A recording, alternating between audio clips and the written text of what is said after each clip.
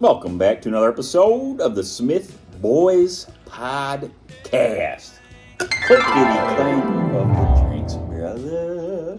It's a happy day. Yeah, brother's joyful today. Happy boy. days. It's Castor Troy. Yeah, man. happy days. It's a Lions loss, brother.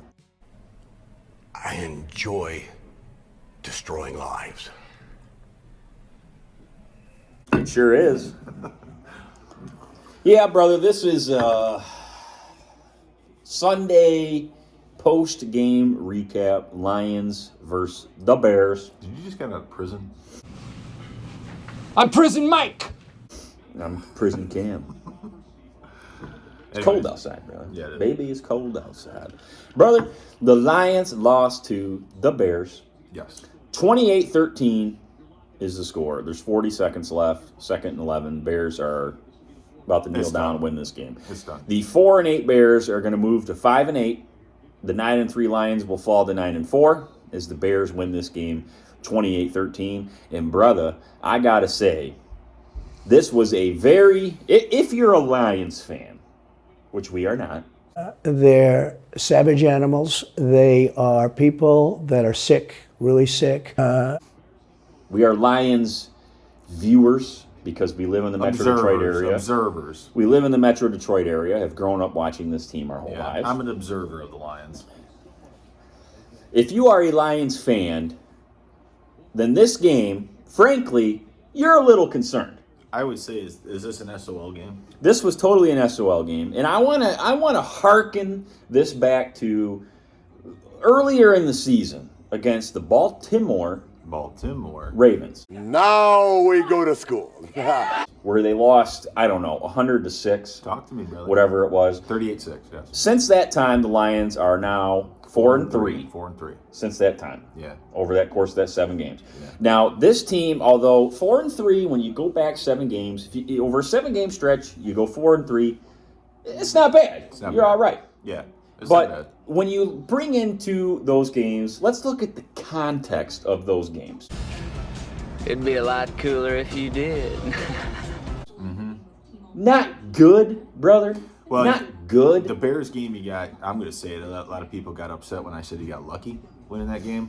And you did get lucky winning that game. You kind of got lucky beating the Saints last week. Yeah, when because you if had Derek Carr plays that whole game, I think Derek Carr You had a leads the Saints to victory, bro. you had a 21-0 lead. Jameson Williams. 7 minutes into the game, you were up 21-0 and barely ended up winning. Jameis Winston couldn't hit water falling out of a boat last week. I mean, there was multiple times Chris Olave is wide open and he couldn't even hit him. Couldn't hit him. He's terrible. He's wretched. He's awful. He's dreadful. He sucks. I'm telling you, right? Derek Carr, you probably lose that game against the Saints. You should have lost the Bears game. Now, brother, Brother. this game today, as far as what I could tell, the defense is a massive, Problem. leaking sieve of a problem, It's a and big has problem. been going back to Big the Baltimore problem. game. Big problem. Huge problem. They can't stop nobody. Every time this team plays Justin Fields, he looks like damn near like Fran Tarkenton, Michael Vick, Yeah. / Joe Montana, Oh, I told / brother I was watching Patrick Mahomes. Like, you can't help when you watch Justin Fields play. You're like, yeah, he's probably the most athletic guy on the field. Oh, when you play the Lions and you watch him play, you're like, this guy's a Hall of Famer. Yeah, you know, he if he had an ounce of coaching, I'd see him as like, people are going to kill me on this, but he's got more athletic ability than Patrick Mahomes.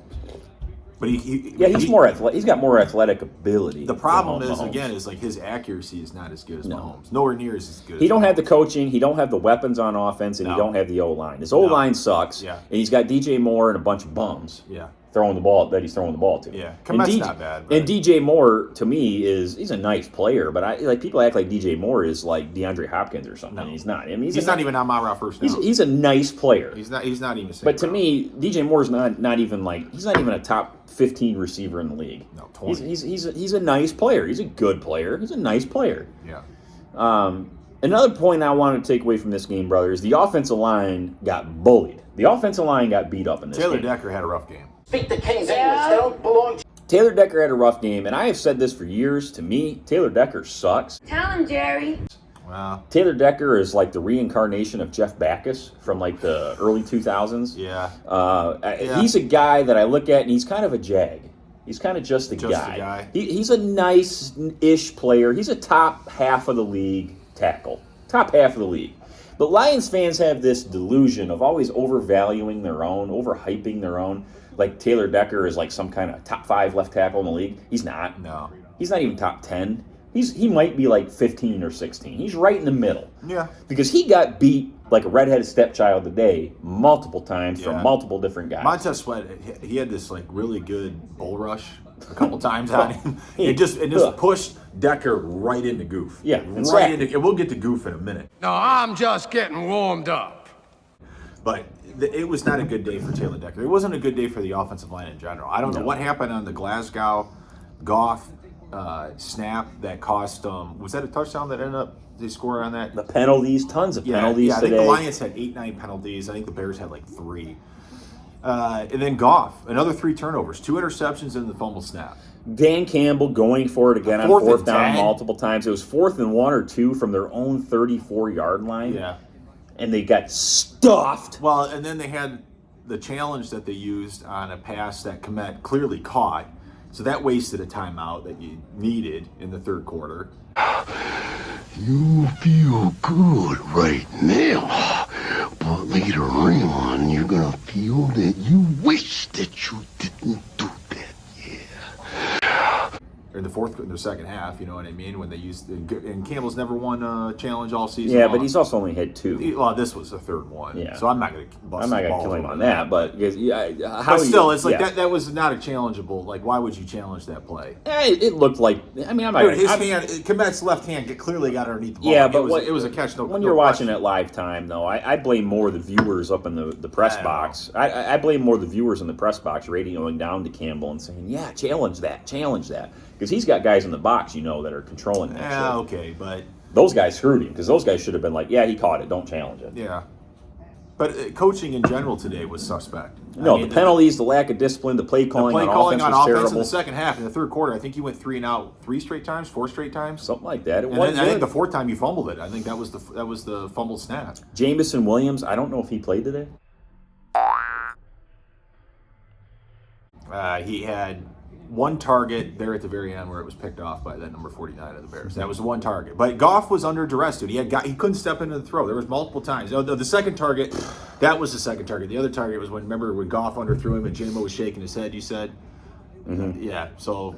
I want to point out too is everybody lauds Brad Holmes with his draft picks and everything, and I gotta say, I'm looking at What are you looking at? Aiden Hutchinson picked number 2 overall. I'm looking at Jamison Williams picked 12th overall. Then Jack Campbell picked what 18th. 18, yeah. All 3 of them guys didn't do shit today, You goddamn motherfuckers. and have not really done shit all year long. You bash Hutch, brother. They're fighting words. Oh, I don't give a Lions shit. community, that's fighting words. Oh, I'll bash Hutch. He's got because so many pressures, brother. I don't care. He's got so many You know, hurries at the quarterback, you brother. ever see, I know brother's seen it, but anybody that's watching, if you ever seen the movie Life with Martin Lawrence and Eddie Murphy, and there's a character in that movie who's I don't know, he's like mentally handicapped, he's retarded or something. Bokeem Woodbine. And his character in that movie, they call him Can't Get Right. Yeah. To me, Hutch's nickname around the Smith household is Can't Get Home. Oh, that's what I love about you, Johnny. You are just as sharp as a razor. Because he can't get home. No, he cannot. He had had the Fields one twice. sack. He had the one sack today Yeah. on Fields where Fields was running around for like 6 seconds. Yeah. And he finally ended up being the guy that brought him Yeah. down. But remember the 3rd and 8 play where Fields, like the Bears are almost backed up all the way to their own end zone. Yeah. And then Hutch comes around, he's at the bottom of the screen, has a chance at him, misses him. Yeah. Fields steps up into the pocket, Hutch has another chance at his feet, misses him again. And what's Fields do? He runs for 30 yards and gets a 3rd and 8 and pick up. Tough crowd. I mean, it's just like it was that type of thing all day long. It's bad news all day Bears. long. And Lions were bad news Bears If Fields hits on like probably 4 passes, like where you can say, yeah, he overthrew here, it's a bad throw here. Bad This throw game here. gets blown This game wide is open. done in the 3rd quarter. Yeah. I mean, but he missed. There was a missed some couple really key- key passes where Yeah. it's like, there's a touchdown. There's a touchdown. A couple of key Yeah. throws he missed real bad. that would have been huge plays that would have broke the game wide open. Yeah. But that's where I was going with that was Hutch, J-Mo, and Jack Campbell. Ain't none of the three of them done shit since they've been drafted here. I know Campbell's a rookie this year, but he's, to me, when I'm watching him in coverage today against certain people like Cole Kmet and stuff, he's a liability. Well, he was a liability trying to cover Cole Kmet today. Jamison Williams is, I mean, he's had flashes. He's a niche player, bro. Yeah, who? J-Mo. Yeah, he's a niche player. He's a niche had player. a couple touchdowns where he's had the ball bombed to him, and he's caught the ball. But Whatever. like plays specifically designed for him. Like those are only like 2 or 3 a game. Like you're only designing like a couple a game, maybe. And Hutch went 7 games without a sack before today. Yeah, he's got 6.5 sacks, brother, in 13 games. And he went 7. I didn't draft him second overall to get a sack every other game. Not even that, because he went 7 games without a sack Exactly. before he got one. He had the big Atlanta game where he had like 2 or 3 He sacks. had 2 games this year where he had 3 sacks in each game, I think. Yeah, or two and then 3 or something. He had like 4.5 sacks up until like, I don't know, just recently. He had a sack today, and I think he had a sack against Green Bay. He ain't done shit for half a season, basically, is what we're saying. And that's a problem to me. So all this lauding of Brad Holmes needs to stop, because those are 3 first-round picks that, as far as I'm concerned, this year you've missed on. You don't draft J-Mo 12th overall as a niche player. Like, No. I have a big problem with that. Like, that was just stupid. I don't Jameer give a Gibbs shit has what been anybody says. Jameer Gibbs is a star. You're never going to get the value out of J-Mo. Jameer Gibbs has been a star. Yeah, Gibbs is a star. I think they got away. Laporta's a star. A problem is with today's game is Gibbs was kind of gashing the Bears early on. Why didn't you? They went away from him. I don't get that. I don't get. They why went away got from him him and wrong. started feeding Montgomery more. Yeah, and I didn't really understand that. I didn't either. Montgomery was picking up some nice yardage. I mean, he had, I don't know, they probably collectively had 150 yards on the ground.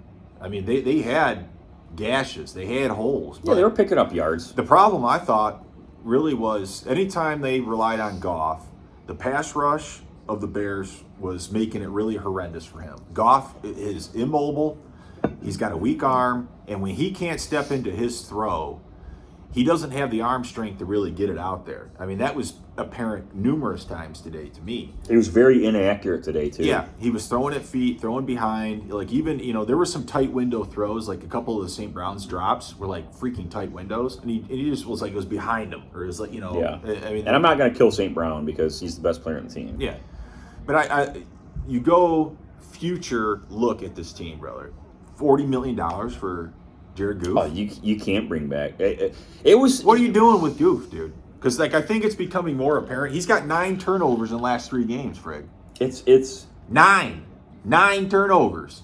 You're kind of at a weird on the fence position with him, because the first 7-8 games of the season, you were like, Jared Goff's a damn league MVP. He's top 5 quarterback. He's a league MVP candidate at this point. I heard Mike Valenti say that on 97.9. And he is very quickly 180'd and become the liability. A liability on this offense. Yeah. So it's like, and it almost is like Ben Johnson is conservative with his play calling because he's concerned what's going to be the outcome with Goff throwing the ball. So it's like, what looking forward, what do you do with him going forward? And it's kind of like you don't really know, because you don't know what you're going to get out of him the remaining 4 or 5 weeks of the season. The problem is you got the Broncos coming up, who are 500 and could be 7-6 after today. Who have won 5 in a row. Yeah, you got the Vikings twice, and you got the Cowboys. Could you lose all 4 of those games? Yeah, sure you could. You could. You could lose all 4 of those games. I'm not saying you will, but I'm saying I could see it. I could see it. I thought there was a part earlier today, brother, when Anal Zone hit that one guy out of bounds early in the first half. I can't remember when. I thought the Lions lost their I thought the Lions lost their composure a little bit.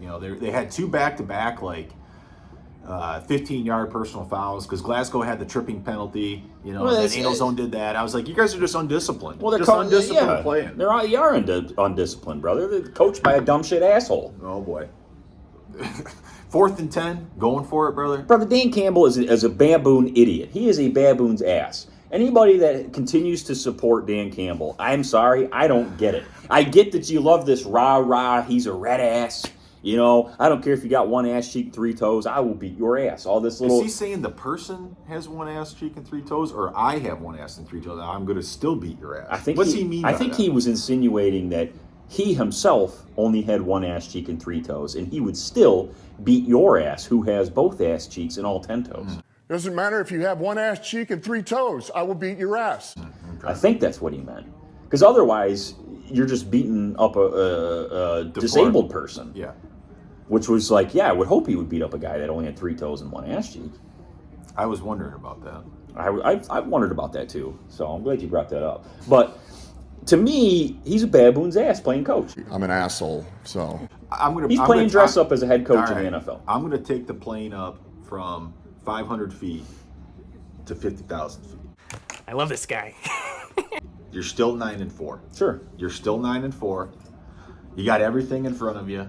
The Vikings are 6-6, and they play your Raiders today. Oh. And the Raiders need to win. The Vikings need to win. The Vikings are like the number 1 team for the wild card right now, I think. 6-6. They're in the thick of it. Yeah, they're very much in the thick of it. You play them twice. You know, you split with them. You got the Cowboys. Cowboys play tonight. They play the Eagles. That's a huge game in Dallas, by the way. Big. And you got the Broncos. You got the Broncos at home. I mean, you got 4 really tough games, I think, lined up in front of you. And I'm not sure where you're at, brother, because you could have lost 4 in a row. You know, the Bears, but you didn't. You split them 2-2, right? Mm-hmm. But I could easily see where you could have lost all 4 of those football games, brother. The Bears, the Saints, and you did lose the Packers and the Bears today. Yeah, and I'm glad you put it into perspective a little bit better, because it is 50,000 foot view, brother. It is still 9-4. It is a little different and obtuse coming from us because we're not Lions fans. But when we observe Lions fans, we observe Lions fans having mental breakdowns after today's game, and it's like, dude, you're 9-4. Yeah, but like you are a fan base that has been a fan of this franchise that has done nothing but kick you in the balls over and over again your entire lives. You finally get this team this year in 2023, which is easily the best Lions team I've ever seen in my lifetime. Mine too. And you are still critiquing and criticizing and bitching and complaining about this team that's 9-4 because they lost to a Chicago team in cold, shitty, windy weather today on the road. It wasn't that bad. It was pretty cold, shitty conditions. I mean, it wasn't raining or anything, but I can imagine playing in those. I mean, they're all wearing sleeves. A quarterback, Goff had gloves on both hands. I know. You know, trying to throw the ball as a quarterback with gloves on your hands, that ain't never easy. I know. But not to make excuses, but you're still 9-4, and it's like Lions fans have this delusion of like, well, they were 9-3 coming in, and they're playing a 5-8 Bears team, 4-8 Bears team. So we should automatically win by 3 scores and have no headaches today. It should be a stress-free, easy game, just because on paper we're the better team. That's not the way the NFL works. No. You're playing a rival team, a division rival on the road in cold, kind of shitty weather conditions on a team that's been pretty hot right now. Well, the Bears have been hot, and you've been cold, to be honest. And one thing you got to remember, too, is like there's actual people on the other side fighting for their jobs, too. Like Matt Eberflus. Justin Fields. Yeah, Justin Fields. The offensive and defensive coordinators for the Bears. I mean, they're fighting for their livelihoods, too. I mean, and they're pissed off that they lost to you a few weeks ago. Yeah. When they had a 12-point lead with 4 minutes left. So it's like, they're not robots. Like, you can't just say, oh, well, on paper, we're the better team. We're just going to walk in there and it's an easy punch button win. It's not, that shows to me that you don't watch other teams in the NFL. You just watch the Lions on Sundays. And look at this game. Like, this is the Ravens and the Rams. Yeah, you got the 9-3 Ravens playing the 6-6 Rams, and it's 28 in Baltimore. It's a home game for the Ravens. And this game is about to be lost. And the Rams are. Matt Stafford just threw. Yeah, Matt Stafford just went full Matt Stafford and almost almost ended the game. Yeah. But the Rams are down by 3 with 16 seconds left in a position to possibly win the game. Yeah. And they're 6-6 playing the 9-3 Ravens. Rams have no business being in this game. The Ravens are one of the best teams in the league, and the Rams are a very middling to bad team. So it's like the Rams have no business being in this game, but they are. Yeah. Because it's the NFL. That's the NFL. So it shows me that Lions fans just, from 1 o'clock to 4 o'clock, they just watch the Lions and then they turn their TVs off. And they don't watch other teams in the league. This is what the NFL is. Any given Sunday, anybody can beat anybody, especially in a division rival game on the road in poor weather and cold conditions. when you've been cold and the other team's been hot. Bears have been hot. Yeah. And you've been cold. School's out, boys. The Bears right now are like what the Lions were last year. When the Lions were 1-6 and ended up 9-8. Yeah. The Bears are kind of on that run right now. Yeah, brother. I mean, I'm not going to go there. Well, no, they're not going to go on that run, but they're kind of in that ilk. They're kind of like clicking right now. Like they All right. more midway through the season. The Bears are looking like a decent team now. All right. All right. I mean, Since they've got Montez Sweat, they're like a top 4 defense in the league. and that's a big problem for the Lions. Because the Lions should have got Montez You didn't Sweat. upgrade the defense, and you really should have. Like you talked about Brad Holmes earlier in this pod, and that's really you'd have to say is an indictment on Brad Holmes, because it's like you looked at this defense who has let up at least 29, 30 points since the Baltimore game, brother. So you're going like 6-7 weeks in a row. No, but they got Donovan Peoples-Jones. Yeah, brother. you go out and trade, which is like a no-nothing. You didn't give up anything, but Donovan Peoples-Jones he's no impact at all. No, he has had one catch. catch Today for 17 yards. his It was only catch. it was the 4th down play. Yeah, actually. that's his only catch in like 4 weeks that he's been here. So you didn't go after Montez Sweat, who would look real nice apparently next to all these Lions fans who say Hutch needs help, and maybe he does because the guy can't get home on his own. No, can't get so home. maybe you put Montez Sweat, or you go out and get Chase Young for like a 3rd, 4th round draft pick, which would all it would have cost you. It was Chase Young got traded to the Niners for a 3rd round compensatory draft pick. So if Chase Young doesn't re-sign with the Niners at the end of the year, Yeah, they it get costs that they them get that 3rd round pick back. Yeah.